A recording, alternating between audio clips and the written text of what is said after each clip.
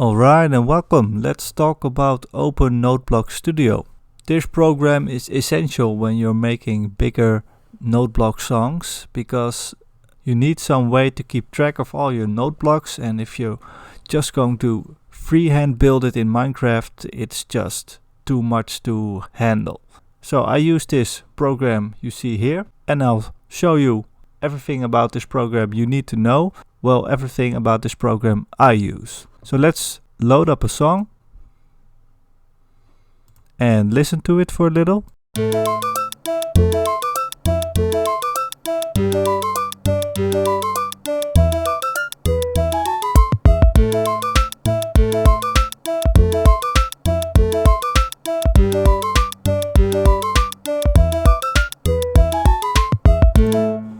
And this already gives you a little idea how this program works. All these little squares you see here are different note blocks, and you see some numbers and some letters inside them, and they all have different colors, and I will explain how this works. So as you can see, I have some yellow note blocks on top, and the color indicates a certain instrument. So yellow is the flute, green is a bit, dark green is a double bass, etc, etc. And you have all the different instruments for Minecraft up here, and I have the harp selected right now, and if I click somewhere I can place a harp note block. And if I want a different note block, for example the snare drum, I can place them like that. So I have my melody up here, my bass over here, and this is my drum bit over here, and each note block has a letter and a number inside them. The letter is the key of the note, and the number is how many times you need to tune a note block in Minecraft to get this certain key. So as you might remember, Minecraft only has 2 octaves to play with, and 24 is the highest note in an octave, and if I would raise this note I will go out of range. So I'm using the scroll wheel, by the way, to tune this note block, but when I'm out of range you can see a red bar appearing around my note block, and it will also happen on the lower side. Right, and if I want to select a different note I can use the scroll wheel, but I can also use the keyboard down here. So for example, if I want to use a higher C, I'll just select this one for the piano, for example, and if I want to use a lower C I can select this one over here, and so I can select all the notes in here, and those red keys are because those are out of range, so I can only use the ones in white. So when I build a song I just press the key I want, I place down my note block by left clicking it, and if I make a mistake I can right click them and they're gone again. Well, I didn't place all these note blocks individually. I used some copy pasting, of course, because some bits are the same, and it kind of works like any other program in Windows. You just select the bit you want to copy and just press Ctrl C and Ctrl V, and then you made a copy of it. And if you press Ctrl Z you go back a step, and you can also see those options up here if you can't remember the shortcuts: going back, going forward, cut, copy, paste, etc, delete. It's all over here, and everything is divided into columns over here. So when the song is playing it just plays this column right after another, and it just goes through the entire song. So these note blocks over here, for example, are all played together at the same time. And we have our rows over here. You can name your rows if you want.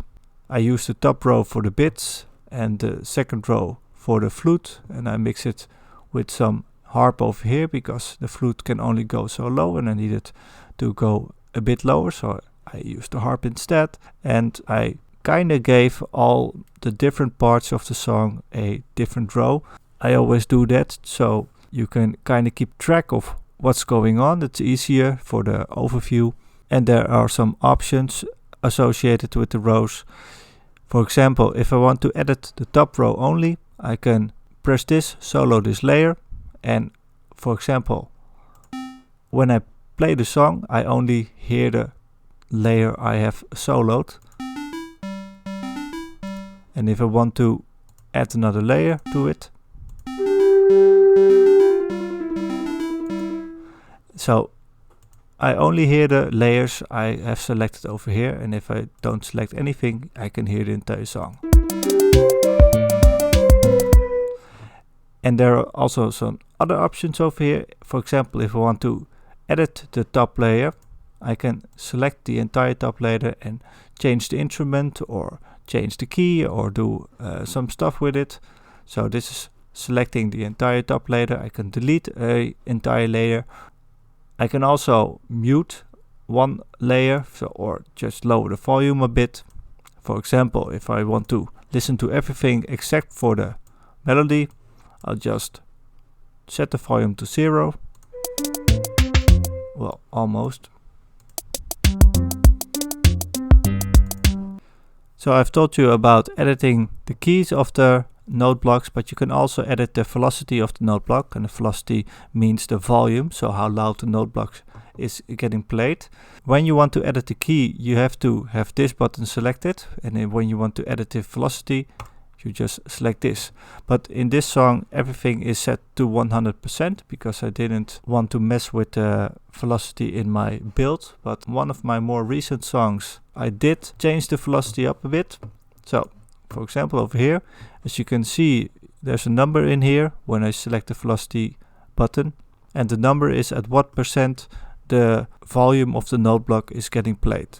So when 100 is the full volume, like standing next to the note block, and 50% is like standing about a little bit of over 20 blocks away, etc. And you can also see the note blocks with a lower volume or lower velocity are also a bit faded. As you can see, the 100% is a bit more clear and this is a bit more faded. And well, if you listen carefully,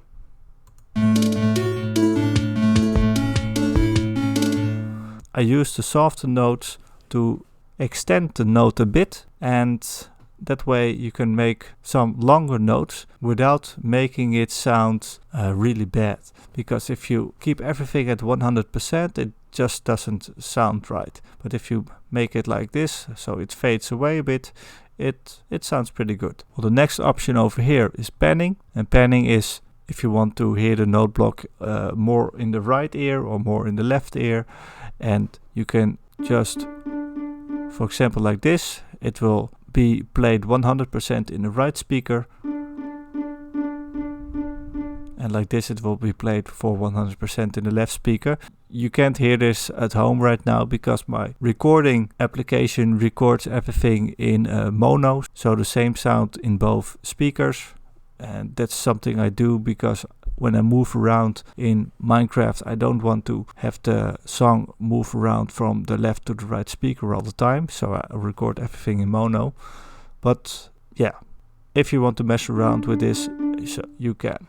The fourth option is the note pitch. I don't really use it. It's about changing the key of the note, but only slightly. So it sounds more a bit like this. It's like tuning your guitar. But you can't really do that in Minecraft itself, so I never use that option. Alright, let's talk about the most important thing you need to know. This one over here, this number. It's set to 300 BPM, and 300 BPM corresponds with 20 TPS in Minecraft. If I want to use every game tick in Minecraft for my song, I need to set this to 300 BPM.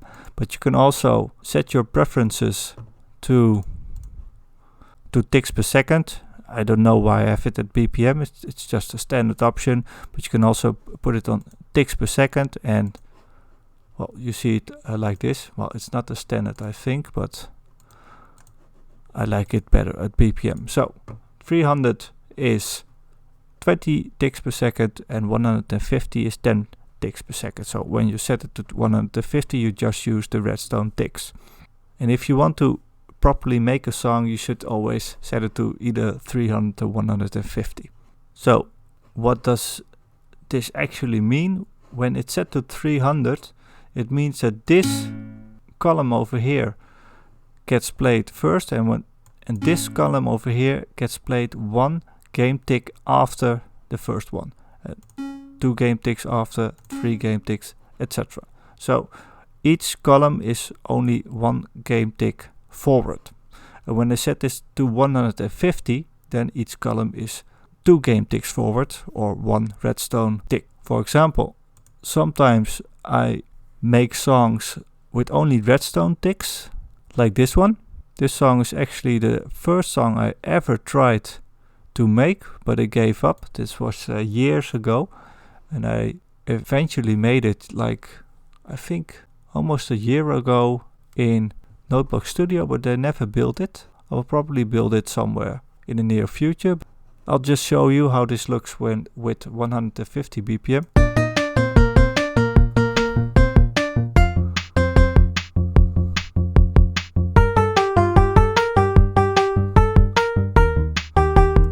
Yeah, I really like this song. So, as you can see, the blue bar moves a lot slower, and every column is 1 redstone tick. So most notes over here are 2 redstone ticks in between. So that's just kind of a coincidence.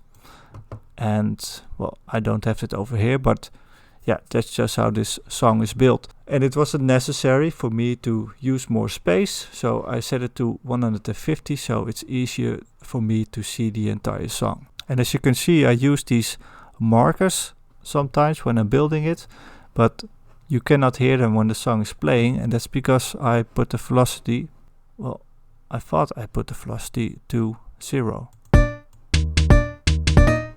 Oh wait, I didn't put the velocity to 0, I put the volume from this layer to 0. So this is these two are the layers keeping track of different part of the songs. And when I'm making these songs, I'm not making them from scratch most of the times. Well, I did with the music disc song, the other side song. I made that one entirely from scratch, but most of the time I just use MIDI files from a website called Musescore. And I loaded MIDI file up into this program and edit it until I'm satisfied, and then I build a song. So for example, let's have a look. Let's go to Musescore and let's search for a song. So it gets a lot of hits, of course, this is quite popular. And let's see which one did I want to get. Alright, so I like this one. And on this website you can just play the song over here.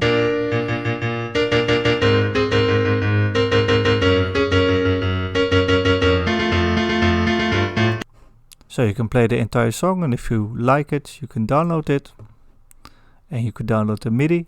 If you want to download it, you need to have an account. And if you make a trial version, you can download as much as you want for free for 1 month.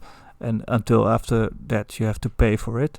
So let's download this one and open it in Noteblock Studio. So I can import from MIDI over here, and I'll get this screen. Well, import. And it looks like this, because the song that was made on Musescore was all piano, so it doesn't assign different instrument to different parts of the song because it's all piano, so you have to do that yourself. And it sounds like this when I play it.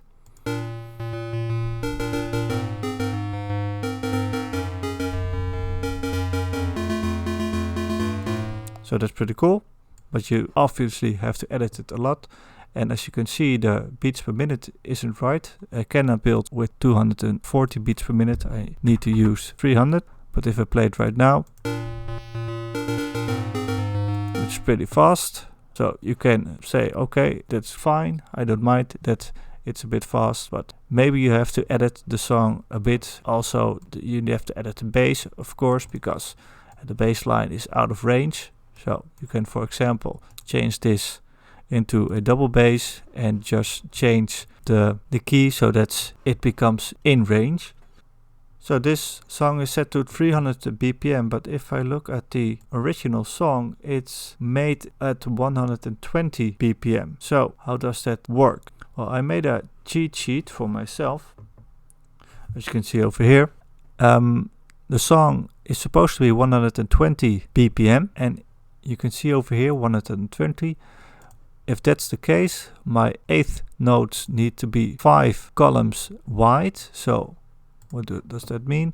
If this is supposed to be an eighth note, it needs to be 1, 2, 3, 4, 5 columns wide until the next note is going to be played over here. But there's a problem because the 16 notes only needs to be 2.5 columns wide, and you cannot do that. So this tempo is a bit hard to build. If I don't have any 16 notes, it doesn't matter. But if I do have a lot of 16 notes, it could sound a little bit weird. You could cheat a little bit, so sometimes some 16 notes will be 2 columns wide and some will be, 2 game ticks long, and some will be 3 game ticks long, but you have to try it out to see if that works. The green rows are the tempos that work well, so you can easily make the 16th notes as well as the 8th notes, and you don't run in any trouble. The orange ones will require some editing, and sometimes it might sound weird, and you have to try to speed up or slow down the song to hit one of these marks if you want to build it in Minecraft. So for example, the first note of this song is a quarter note. So this is a quarter note, and if an eighth note is supposed to be 5 ticks long, so quarter note has to be 10 ticks long. I have to move everything up 2 ticks to make this one work. So I can right click the screen, and then I'll just select everything to the right, and I'll just move it to over. This is a lot of work. You have to move every note block in here to make it right. But it's worth it because previewing a song makes it a lot easier to build. You could also say, well, I know this note is supposed to be 10 game ticks long, but I don't want to move everything about. You could do that, but I've noticed when building this, it's better to have an exact plan so you don't make a lot of mistakes. And the most time I spent on my earlier builds was correcting mistakes, and I really hated doing that. It just pisses me off. So I'd rather build a proper plan in Noteblock Studio than have to do a lot of troubleshooting and debugging in Minecraft. So let's talk about these right-clicking options you have over here. When I right-click, I can select all the note blocks. I can do an inverse selection. So if I select this, I want to select everything else. It looks like this. I can select everything to the right, everything to the left. If I have the harp selected, I can select everything except for the harp. Or I can select all the harp. And it goes for any type of instrument. When I have something selected, you can transpose 1 octave up. So this is a D and an A sharp, and it will become a D 1 octave higher and A sharp 1 octave higher. You can transpose it down, you can transpose it only 1 key up, only 1 key down. But as you can see, these options also have a shortcut, and I just use those shortcuts a lot. So transposing 1 octave up, I'll just press Ctrl E and it goes up. Or if I want to transpose it down, I just press Ctrl D, and I see I accidentally hit another button as well. I can't remember. It was like this. Alright, so I can change the instrument, of course. If I don't want this to be a bit, I can change it to anything I like. I'll talk about the expand and compress selection later. You have some macros as well. The macros are sound effects, kind of like sound effects. I don't really use them. I just do it manually if I want to use them, and most of the times you cannot do it in Minecraft anyway, so it doesn't really matter. Let's load up another song. This one is very nice.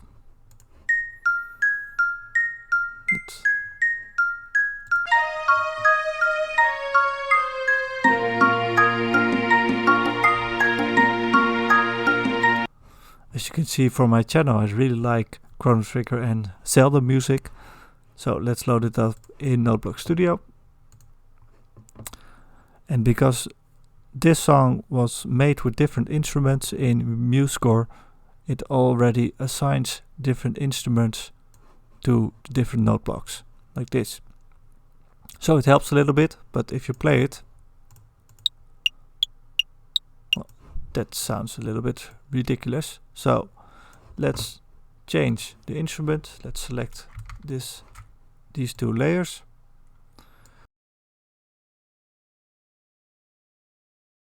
I don't know, maybe iron xylophone, and we have to transpose it downward like this.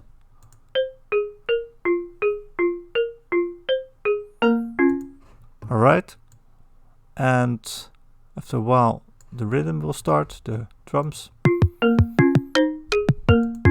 and it also assigns different keys for the bass drum for different types of drums, so that's pretty nice. And then the flute starts over it. It's supposed to be well, it's an English, but this is supposed to be a long note, so how can I make this a long note? And also, by the way, I didn't change the BPM yet, so this needs to be 150, and I want to make this a long note, but I want to enable every tick, so I can only use redstone ticks right now because it's 150. So I can do another option, and I think I have to select everything. Yeah, I can expand the selection, and that means that all the spaces gets doubled. So if I expand this selection and double the speed, it will sound exactly the same. But now I have more room to put more note blocks in. So let's look at the flute over here. And I want to start with 2 right after each other, then just with 1 break in between so it doesn't get too intense. And I want to have some more overview, so let's zoom out a little bit. So I press Ctrl and my scroll wheel, and I zoom out a little bit, so everything gets a lot smaller, but it's easier for me to see the next all the notes, and it's easier for me to see the entire song. So something like this. Let's play it.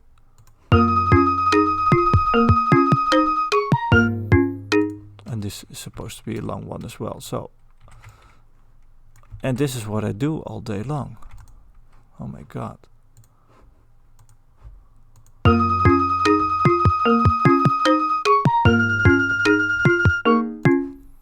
Alright, let's zoom in again to 100% and let's have a look at the menu. So this is for loading and saving, of course, new songs, blah blah blah. You can make patterns. So for example, if I want to use this little bit of flute over here in another song, I can just export this pattern as a save file and just load it up in the other song. But I can also import, of course. I can import from MIDI. I already showed you how to do that. And I can import from a schematic. You can make a schematic from every song you make in here, and you can paste the schematic into Minecraft with Broad Edit. I've never used this because it has some limitations, but I guess you can also turn that process around. You can export as an MP3. Never do that because this option is terrible. If you want to record your music, just use a screen recorder software, something like that, but don't use this. I have no idea what a branch schematic is, and you can also export as a data pack, and the data pack is a file type you can load into Minecraft, and you can just play the song like you would play something from Spotify, for example. Well, edit is just the same stuff when right clicking. Settings, well, some stuff I never use. I do use this option sometimes, song stats, so I can see how many times I've used a certain block, and I can see a total, and I use this sometimes to calculate how big I need to make my build in Minecraft. And your preferences, of course, it has to do with the dark look I have right now, and other stuff. And the help, if you have questions, you can ask this on the Discord server. It's a very active server. Just go to Discord. The link is also available on the website from Open Noteblock Studio. So this is like how I spend half my time when I'm making my song. So like half the time I'm just editing it in Noteblock Studio until it's perfect. And then I'll go open Minecraft and I'll build it in Minecraft. So this is really important part of how I make my songs. And I think if you want to make a bigger song, you should really use this program, or else it's just way too difficult. I also made my outro song in Noteblock Studio, which is this. And I cheated a bit because you can see I've used out of range note blocks, and I did some editing with the volume over here as well. Alright, see you guys next time. Bye bye.